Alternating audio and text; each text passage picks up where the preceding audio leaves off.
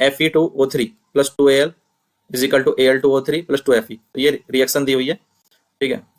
अब इस रिएक्शन में हमें बताना है कौन सा स्टेटमेंट सही है। Fe2O3, ये Fe2O3 है, ये एल्युमिनियम पाउडर है, ठीक है। ये Fe2O3 है, यहाँ इस इमेज में देख रहे हैं एल्युमिनियम पाउडर है।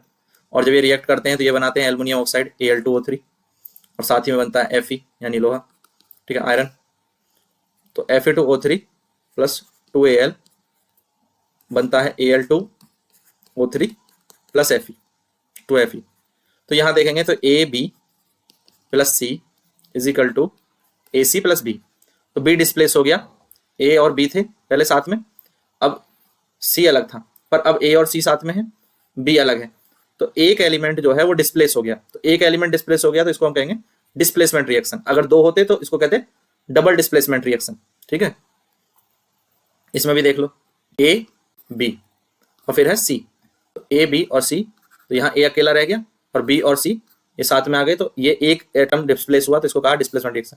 ऐसी कॉम्बिनेशन रिएक्शन क्या होती है कि एक एलिमेंट A है, दूसरा एलिमेंट B है और दोनों एक साथ जुड़ जाएं तो बनेगा combination reaction AB।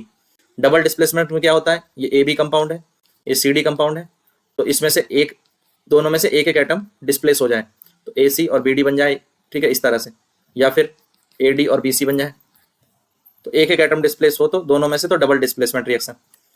Decomposition reaction क्या होती है, एक कंपाउंड है AB, रिएक्शन के बाद A और B दोनों एलिमेंट अलग अलग हो गए तो इसे कहेंगे डीकम्पोजिशन रिएक्शन, ठीक है। डिस्प्लेसमेंट का एग्जांपल मैंने बता ही दिया कि AB एक कंपाउंड है और C एक एलिमेंट है, बाद में जो है C एलिमेंट A के साथ आ गया और B एलिमेंट अलग हो गया, या फिर जो है B के साथ आ जाए C एलिमेंट, A एलिमेंट अलग हो जाए, तो ये हो जाएंगी डिस्प्लेसमेंट रिएक्शन, ठीक है, याद रखें। तो इस तरह से हमें रिएक्शन पहचाननी होती है कि कौन सी कॉम्बिनेशन रिएक्शन है, कौन सी डबल डिस्प्लेसमेंट है, कौन सी डीकम्पोजिशन है, कौन सी डिस्प्लेसमेंट रिएक्शन है।